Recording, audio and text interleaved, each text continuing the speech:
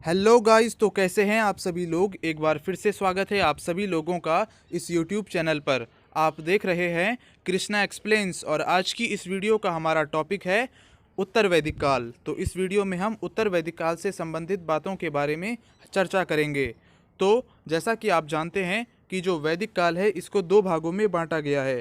पहला है पूर्व वैदिक काल और दूसरा है उत्तर वैदिक काल। ठीक, अब ये जानिए कि वैदिक काल को दो भागों में बांटा क्यों गया। तो देखिए हुआ क्या कि 1000 ईसा पूर्व में लोहे की खोज हुई और इस लोहे की खोज से लोगों के जीवन में बहुत तेज़ी से परिवर्तन आए, बहुत बड़े परिवर्तन आए। तो इन परिवर्तनों के आने के कारण ही वैदिक काल को दो भागों में बांट दिया गया। यानी 1000 ईसा पूर्व में लोहे की खोज हुई, तो 1000 ईसा पूर्व से पहले का जो काल था उसको क्या बोल दिया गया, पूर्व वैदिक काल। और 1000 ईसा पूर्व से बाद का जो काल था उसको बोल दिया गया उत्तर वैदिक काल। तो इस तरह से वैदिक काल को दो भागों में बांट दिया गया। तो इस वीडियो में हम ये जानेंगे कि लोहे की खोज से लोगों के जीवन में किस तरह से परिवर्तन आए और क्या क्या परिवर्तन आए। तो शुरू करते हैं आज का लेसन। अब देखिए, पहला पॉइंट है, आर्यों ने 1000 ईसा पूर्व में लोहे की खोज की थी। तो 1000 ईसा पूर्व में लोहे की खोज की थी। लोहे की खोज से संपूर्ण भारत में बहुत बड़ा बदलाव आया। तो लोहे की खोज से बदलाव आया और उसके बाद लोहा उस समय तक खोजी गई अन्य धातुओं से अधिक मात्रा में उपलब्ध था तथा ज़्यादा मजबूत भी था। तो इसके दो गुण थे, एक तो ये अधिक मात्रा में था और दूसरा ये अन्य धातुओं से मजबूत था। ठीक, तो लोहे से औजार बनाए गए और इन औजारों की मदद से कृषि का विकास हुआ। तो इस तरह से ये हुआ। इसके बाद अगला पॉइंट है, देखिए, अब कृषि दो प्रकार की होती है। ठीक, पहला है जीवन निर्वाह कृषि। जीवन निर्वाह कृषि क्या होती है? तो जीवन निर्वाह कृषि केवल अपनी आवश्यकताओं की पूर्ति के लिए होती है, यानी केवल अपना पेट भर जाए, केवल इतना ही उत्पादन उसमें हो पाता है। ठीक, और दूसरा है हमारा अधिशेष कृषि।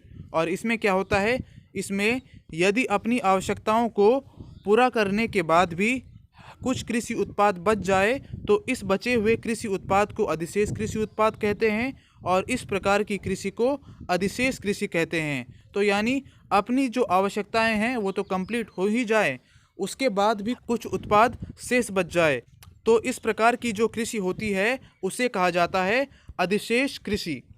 अब इसके बाद आगे देखिए, तो आगे है, अधिशेष कृषि उत्पाद से ही व्यापार किया जाता है। तो जो अधिशेष कृषि उत्पाद होता है, यानी अपनी आवश्यकताओं को पूरा करने के बाद जो कृषि उत्पाद शेष रह गए, केवल उसी से व्यापार हो सकता है। ठीक, तो ये बात भी आप याद रखना। इसके बाद आगे देखते हैं, जब लोहे की खोज हुई तो इसके कारण अधिशेष कृषि भी होने लगी। ठीक, और इससे व्यापार बढ़ा। तो लोहे की खोज से पहले केवल जीवन निर्वाह कृषि होती थी और लोहे की खोज के बाद अधिशेष कृषि होने लगी, क्योंकि हम केवल अधिशेष कृषि उत्पाद से ही व्यापार कर सकते हैं, इसीलिए व्यापार बढ़ा। ठीक, उसके बाद आगे देखिए, व्यापार के बढ़ने से अर्थव्यवस्था का विकास हुआ। तो जब व्यापार बढ़ता है तो अर्थव्यवस्था का विकास होता है। और इसके बाद आगे देखिए, अर्थव्यवस्था के विकास ने जीवन के विभिन्न क्षेत्रों को निम्न प्रकार से प्रभावित किया। तो अर्थव्यवस्था का जब विकास हुआ, इससे जीवन के दूसरे क्षेत्र किस प्रकार से परिवर्तित हुए ये देखते हैं। तो देखिए, अर्थव्यवस्था के विकास से लोगों की आय बढ़ी। ठीक, और लोगों का जीवन स्तर सुधरने लगा और इससे लोगों की सामाजिक स्थिति में भी सुधार आया। तो आपने देखा होगा कि जिसकी आर्थिक स्थिति ज़्यादा बेहतर होती है, यानी जो ज़्यादा अमीर होता है, उसकी सामाजिक स्थिति भी उतनी ही अच्छी होती है। आपने देखा होगा कि उस व्यक्ति को ज़्यादा सम्मान दिया जाता है समाज में जो ज़्यादा अमीर होता है। तो जब अर्थव्यवस्था का विकास हुआ तो क्या होता है, लोगों की आय बढ़ती है और इसके साथ साथ लोगों की सामाजिक स्थिति भी अच्छी होती है। इसके बाद आगे देखिए, जब लोगों का जीवन स्तर सुधरा तो राजा को कर यानी टैक्स अधिक मात्रा में प्राप्त होने लगा और इससे राजाओं की शक्तियों में बढ़त हुई। तो जब आमदनी बढ़ती है तो उससे शक्तियों में भी वृद्धि होती है। एक अमीर आदमी ज़्यादा पावरफुल होता है। ठीक, तो इससे क्या हुआ, राजा को ज़्यादा कर मिले, ज़्यादा टैक्स मिले और राजा अमीर हुआ और राजा की शक्तियों में बढ़त हुई। आगे देखिए, जब लोगों की आय बढ़ी तो लोगों ने अधिक मात्रा में दान व धार्मिक कार्य किए। ठीक, और इससे लोगों के धार्मिक जीवन में भी बदलाव आया। तो जिसके पास पैसा होगा वही तो दान धर्म करेगा, जिसके पास पैसा ही नहीं होगा वो दान धर्म कहाँ से करेगा। तो जब क्या है, लोगों की आय बढ़ी तो लोगों ने अधिक मात्रा में दान किया, धार्मिक कार्य किए और इससे धार्मिक जीवन में भी बदलाव आए। आगे देखिए, तो इस प्रकार लोहे की खोज से काफ़ी सारे परिवर्तन आए और इसी कारण हमें वैदिक काल को दो भागों में यानी पूर्व वैदिक काल एवं उत्तर वैदिक काल में बांटना पड़ा। तो हमें दो भागों में बांटना पड़ा, पूर्व वैदिक काल और उत्तर वैदिक काल में। ठीक, वैदिक काल को। आगे देखिए, राजनीतिक जीवन। अब हम राजनीतिक जीवन के बारे में देखते हैं, क्या है इससे संबंधित इम्पोर्टेंट पॉइंट्स। तो पहला पॉइंट है, जब राजाओं की शक्ति बढ़ी तो राजाओं ने एक दूसरे पर आक्रमण किया। तो क्या हुआ, राजाओं ने क्या किया, एक दूसरे पे आक्रमण किया। उसके बाद आगे देखिए, इन आक्रमणों के कारण जीतने वाले राजाओं के क्षेत्रों यानी जन का आकार बढ़ने लगा। तो आप जानते हैं कि राजाओं के क्षेत्र को क्या कहा जाता था, जितने क्षेत्र पर किसी राजा का अधिकार होता था उसे जन कहा जाता था। ठीक, तो क्या हुआ, जब एक राजा ने दूसरे राजा पर आक्रमण किया और वो जीत गया तो उसने उसके जन को भी अपने जन में मिला लिया। तो इस तरह से उसका जो जन था वो बड़ा हो गया। ठीक, अब जब बड़ा हो गया तो अब इनका नाम उन्होंने बदल दिया। ठीक, तो जो पहले जन था उसको क्या बना दिया, जनपद बना दिया, उसका नाम क्या रख दिया, जनपद। तो अब उत्तर वैदिक काल में जो राजा होता था वो एक जनपद का राजा होता था। ठीक, जबकि पूर्व वैदिक काल में क्या होता था, वो जन का राजा होता था। और अब क्या बन गया, जनपद। आगे देखिए, राजा की शक्ति बढ़ी तो राजा के अधिकारों में भी वृद्धि होने लगी व राजा का महत्व भी बढ़ने लगा। उसके बाद राजा का पद वंशानुगत हो गया था। तो पूर्व वैदिक काल में जो है राजा का पद वंशानुगत नहीं था, यानी राजा का बेटा राजा नहीं बनता था। लेकिन उत्तर वैदिक काल में ये व्यवस्था हो गई समाज में कि राजा का बेटा ही राजा बनेगा। आगे देखिए, अब कर नियमित रूप से लिए जाने लगे।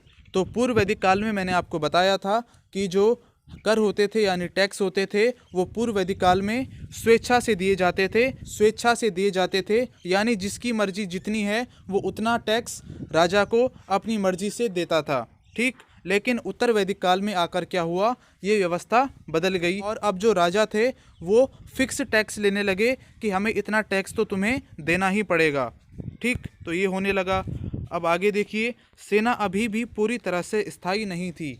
तो सेना अभी भी पूरी तरह से स्थायी नहीं थी। हाँ, ये हो गया था कि थोड़े बहुत सैनिक परमानेंट होते थे, लेकिन जो बाकी की जो सेना थी वो परमानेंट नहीं रखी जाती थी। जब युद्ध होते थे तो सैनिकों की भर्ती की जाती थी और जब युद्ध समाप्त हो गया तो सैनिकों को वापस उनके घर भेज दिया जाता था। अगला पॉइंट देखिए, प्रशासनिक इकाइयों का आरोही क्रम। जैसे कि वर्तमान समय में सबसे बड़ा देश होता है, उससे छोटा राज्य होता है, फिर जिला होता है, फिर ब्लॉक होता है। उसी तरह से उस टाइम यानी उत्तर वैदिक काल में क्या था ये जानते हैं। तो सबसे छोटा होता था उस समय कुल। कुल मतलब परिवार। ठीक, और कई सारे कुल या परिवार मिलकर ग्राम बनाते थे यानी गांव, और कई सारे ग्राम मिलकर बनाते थे विश, और कई सारे विश मिलकर बनाते थे जन, और कई सारे जन मिलकर बनाते थे जनपद। ठीक, तो इस तरह से ये थी आर्यों की प्रशासनिक इकाइयों की आरोही क्रम उत्तर वैदिक काल में। अब इसके बाद अगला पॉइंट है कि अलग अलग दिशाओं में उत्तर वैदिक काल में अलग अलग दिशाओं में राजाओं को अलग अलग नामों से जाना जाता था। ठीक, तो जो उत्तर दिशा में जो राजा होता था उसे विराट कहा जाता था। जो राजा दक्षिण दिशा में होता था उसे भोज कहा जाता था। जो राजा पूर्व दिशा में होता था उसे सम्राट कहा जाता था, और जो राजा पश्चिम दिशा में होता था उसे स्वराट कहा जाता था, और जो बीच के क्षेत्र का जो राजा होता था उसे राजा कहा जाता था। तो इस प्रकार उत्तर वैदिक काल में अलग अलग दिशाओं में राजाओं को अलग अलग नामों से जाना जाता था। आगे देखिए, आगे है सामाजिक जीवन। तो उत्तर वैदिक काल में सामाजिक जीवन लोगों का कैसा था, क्या परिवर्तन आ गए थे, ये जानते हैं। तो देखिए, वर्ण व्यवस्था अब जन्म पर आधारित हो गई थी। तो पूर्व वैदिक काल में क्या था, पूर्व वैदिक काल में वर्ण व्यवस्था जन्म पर आधारित नहीं थी। यानी ये जरूरी नहीं था कि ब्राह्मण का बेटा ब्राह्मण ही बनेगा या क्षत्रिय का बेटा क्षत्रिय ही बनेगा, वो कर्म पर आधारित था। यानी मान लीजिए कि एक व्यक्ति है, उसे पूजा पाठ करने में या ज्ञान प्राप्त करने में इंटरेस्ट है, तो वो ब्राह्मण बन जाता था। और जिसको लोगों की रक्षा करने में आनंद आता था, तो वो क्षत्रिय बन जाता था। और उसके बाद अगर किसी को व्यापार में इंटरेस्ट है, तो वो वैश्य कहलाता था। और किसी को अगर लोगों की सेवा करने में इंटरेस्ट है, तो वो शूद्र कहलाता था पूर्व वैदिक काल में। लेकिन जब उत्तर वैदिक काल आया, तो इसमें ये व्यवस्था जन्म पर आधारित हो गई। यानी अब ये फिक्स हो गया कि ब्राह्मण का बेटा ही ब्राह्मण बनेगा और शूद्र का बेटा ही शूद्र बनेगा। आगे देखिए, और वर्ण व्यवस्था के आधार पर समाज में ऊंच नीच भेदभाव उत्पन्न हो गया था। तो पूर्व वैदिक काल में ऊंच नीच भेदभाव नहीं था वर्ण व्यवस्था के आधार पर, जबकि उत्तर वैदिक काल में ऊंच नीच भेदभाव समाज में उत्पन्न हो गया था वर्ण व्यवस्था के आधार पर। ब्राह्मण को सबसे उच्च वर्ण का समझा जाता था, ठीक। क्षत्रिय इसके बाद दूसरे नंबर पर आते थे, और फिर उसके बाद तीसरे नंबर पर वैश्य थे, और अंत में शूद्र। तो उत्तर वैदिक काल में शूद्र को सबसे छोटी जाति का समझा जाता था। आगे देखिए, अंतरजातीय विवाह होते थे। तो उत्तर वैदिक काल में अंतरजातीय विवाह होते थे। अंतरजातीय विवाह दो प्रकार के होते थे। पहला था अनुलोम विवाह, और इसमें क्या होता था, इसमें पुरुष उच्च वर्ण का व स्त्री निम्न वर्ण की होती थी, ठीक। और दूसरा है प्रतिलोम विवाह, और इसमें क्या होता था, पुरुष निम्न वर्ण का व स्त्री उच्च वर्ण की होती थी, ठीक है। और इसके बाद क्या है कि जो इस प्रकार के जो विवाह होते थे, यानी अंतरजातीय विवाह होते थे, इनसे जो संतान की उत्पत्ति होती थी, उसे भी बुरा समझा जाता था या निम्न कोटि का समझा जाता था, ठीक। आगे देखिए, आगे एक शब्द है गोत्र। तो इस गोत्र की जो शुरुआत हुई वो उत्तर वैदिक काल में हुई। तो क्या है ये गोत्र, ये जानते हैं। तो गोत्र शब्द का अर्थ है गौधन एकत्र होना, यानी गाय एकत्र होना। तो काफ़ी सारे लोग होते थे, तो जिन लोगों की गायें एक साथ एकत्र थी, वो एक गोत्र के माने जाते थे। तो उस समय क्या होता था कि काफ़ी सारे लोगों की जो गायें हैं वो एक जगह पर रहती थी, ठीक, एक झुंड में रहती थी, या एक जगह पर उनको रखा जाता था रात के समय। तो जिन लोगों की गायें एक साथ एकत्र रहती थी, वो एक गोत्र के माने जाते थे, और यह माना जाता था कि समान गोत्र में विवाह नहीं किया जा सकता है, और ये व्यवस्था आज तक चल रही है, ठीक। और गोत्र की उत्पत्ति उत्तर वैदिक काल में हुई थी। आगे देखिए, आगे है आश्रम व्यवस्था। तो इसमें क्या है, आश्रम व्यवस्था क्या है। तो ऐसा था कि मनुष्य के संपूर्ण जीवन काल को 4 भागों में विभाजित कर दिया गया था। कितने भागों में, 4 भागों में विभाजित कर दिया गया था, और हर एक भाग 25 साल का होता था। यानी पहला भाग होगा जन्म से लेके 25 साल तक, फिर 25 साल से 50 साल तक, फिर 50 से 75 साल तक, और फिर 75 से 100 साल तक, ठीक। तो इस तरह से मनुष्य के जीवन को 4 भागों में विभाजित कर दिया गया था उत्तर वैदिक काल में। अब देखिए क्या है ये। तो ये माना जाता था कि मनुष्य को जन्म से लेकर और 25 वर्ष तक ब्रह्मचर्य आश्रम का पालन करना चाहिए, और इसके अंतर्गत उसे क्या करना होता था, इसके अंतर्गत उसे शिक्षा ग्रहण करनी होती थी, ठीक। तो जन्म से लेकर और 25 वर्ष तक था शिक्षा ग्रहण करने का समय। इसके बाद है गृहस्थ आश्रम। तो 25 से 50 वर्ष तक ये माना जाता था कि मनुष्य को गृहस्थ आश्रम का पालन करना चाहिए। इसमें ये था कि विवाह करने व परिवार आगे बढ़ाने का समय, ठीक। तो ये सब मनुष्य को 25 से 50 वर्ष की आयु में करना चाहिए। इसके बाद अगला है वानप्रस्थ। और वानप्रस्थ में क्या था, जो 50 से 75 वर्ष के लोग थे, उन्हें वानप्रस्थ आश्रम का पालन करना होता था। और इसमें क्या था, परिवार से अलग होकर बच्चों को शिक्षा देना। तो अपना परिवार छोड़ दो और बाकी जो बच्चे हैं उनको इकट्ठा करो और उनको शिक्षा दो। तो ये था वानप्रस्थ आश्रम में। फिर है संन्यास, और इसमें क्या था, सब कुछ छोड़कर एकांत में रहो और ईश्वर का ध्यान करो। तो ये था संन्यास, और ये था 75 वर्ष से आगे यानी 100 साल तक। अब यहाँ पे एक नोट है, तो क्या है, गृहस्थ आश्रम को सबसे महत्वपूर्ण आश्रम माना गया है। ऐसा क्यों है? ऐसा इसलिए है क्योंकि यह माना जाता था कि इस समय में मनुष्य संतान उत्पत्ति करके अपने पिता के ऋण से मुक्त होता है तथा धार्मिक कार्य करके ईश्वर के ऋण से मुक्त हो सकता है। तो इस तरह से जो गृहस्थ आश्रम था इसको सबसे महत्वपूर्ण आश्रम माना गया था। इसके बाद अगला पॉइंट है, स्त्रियों की स्थिति पूर्व वैदिक काल की तुलना में थोड़ी गिर गई थी। तो उत्तर वैदिक काल में जो है स्त्रियों की स्थिति थोड़ी गिर गई थी। मैत्रेयनी संहिता में स्त्री को मनुष्य के मुख्य 3 दोषों में से एक दोष बताया गया है। तो मैत्रेयनी संहिता में, और इसके अनुसार मुख्य 3 दोष हैं, शराब, जुआ और स्त्री। तो ये थे मैत्रेयनी संहिता के अनुसार 3 मुख्य दोष। आगे देखिए, मैत्रेयी, गार्गी व कात्यायनी इस काल की कुछ विदुषी स्त्रियां थी, यानी ये वे स्त्रियां थी जिनको उस काल में विद्वान माना गया था। अब आगे देखिए, आर्थिक जीवन। तो आर्थिक जीवन में क्या क्या परिवर्तन आए ये देखते हैं। तो पहला पॉइंट है, इस समय कृषि अर्थव्यवस्था का मुख्य आधार बन गया था। तो आप जानते हैं कि पूर्व वैदिक काल में अर्थव्यवस्था का मुख्य आधार क्या था, पशुपालन था, लेकिन उत्तर वैदिक काल में क्या हो गया, कृषि। तो अर्थव्यवस्था का मुख्य आधार क्या बन गया, कृषि, उत्तर वैदिक काल में। और कृषि के बाद पशुपालन का स्थान आता है। ठीक, अब आगे देखिए, काठक उपनिषद में बताया गया है कि एक हल को खींचने के लिए 24 बैलों का उपयोग किया गया था। तो ये बताया गया है काठक उपनिषद में।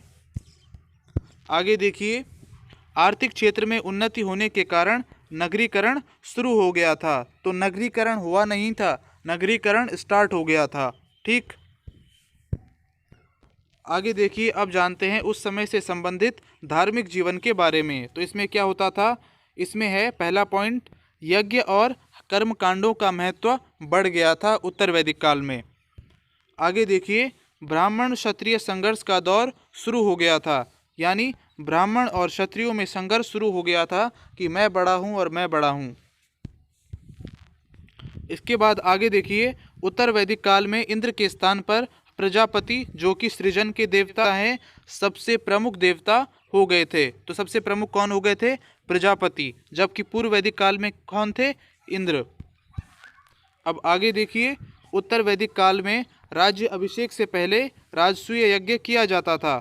कौन सा यज्ञ, राजसूय यज्ञ।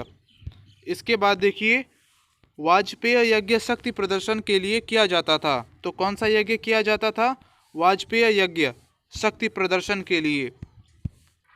अगला है अश्वमेघ यज्ञ, और इसमें क्या होता था, यह यज्ञ अपने क्षेत्र विस्तार के लिए किया जाता था। तो इस यज्ञ में क्या किया जाता था, इस यज्ञ को कराने वाले राजा के द्वारा एक घोड़ा छोड़ा जाता था जो अपनी मर्जी से कहीं भी जा सकता था। ठीक, और उसके बाद यदि किसी ने उस घोड़े को रोक लिया तो उसे उस राजा के साथ युद्ध करना होता था जिसने उस घोड़े को छोड़ा था। ठीक, तो दोनों राजाओं की फिर लड़ाई होती थी अगर किसी राजा ने उस घोड़े को रोक दिया तो। और यदि वह उस घोड़े को जाने देता तो इसका मतलब उसने मान लिया था कि वह राजा उससे अधिक शक्तिशाली है।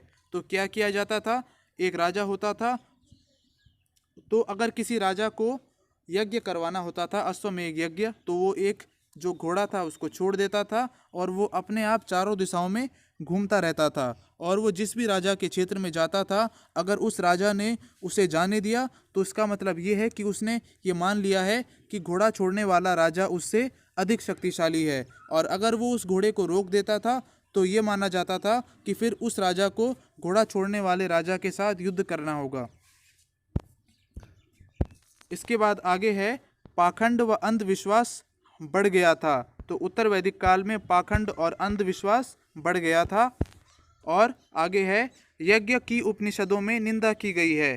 तो यज्ञ की उपनिषदों में निंदा की गई है, ये भी आप याद रखना। तो मुंडकोपनिषद एक उपनिषद है, याद रखना आप, मुंडकोपनिषद। और इसमें क्या बताया गया है, इसमें यज्ञ की तुलना टूटी हुई नाव से की गई है। तो इस प्रकार जो है यज्ञ की उपनिषदों में निंदा की गई है। आगे देखिए, उत्तर वैदिक काल में जो बुराइयां समाज में उत्पन्न हो गई थी, इन्हीं के प्रभाव से समाज में जैन धर्म, बौद्ध धर्म व अन्य ऐसे अनेक धर्म सामने आए।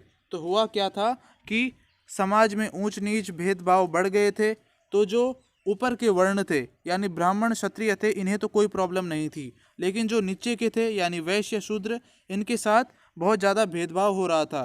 तो इस सब से तंग आकर काफ़ी सारे लोग परेशान थे। और जब महात्मा बुद्ध और महावीर स्वामी जैसे विद्वान पुरुष लोग आए, ये इनके शिष्य बन गए। ठीक, और इस तरह से बौद्ध धर्म और जैन धर्म इन्होंने अपना लिया, क्योंकि वो वैदिक धर्म से परेशान हो गए थे। ठीक, तो ये था।